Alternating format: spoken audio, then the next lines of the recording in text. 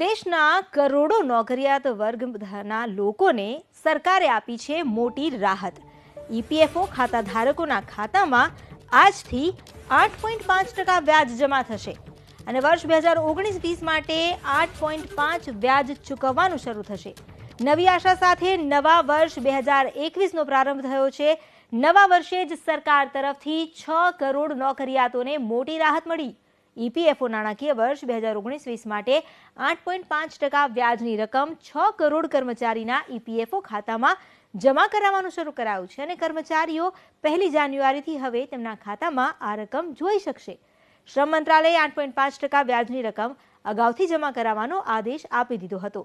ચાલુ વર્ષે માર્ચ મહિનામાં નાણાકીય વર્ષ 2019-20 માટે ઈપીએફની રકમ જમા પર 8.5% વ્યાજ ચૂકવવામાં આવ્યું હતું। ત્યારબાદ સપ્ટેમ્બરમાં એવું નક્કી કરવામાં આવ્યું કે 8.5% વ્યાજ 2 ભાગમાં ચૂકવાશે। જો કે ડિસેમ્બરમાં સરકારે એક સાથે 8.5% વ્યાજ ચૂકવવાનો નિર્ણય લીધો।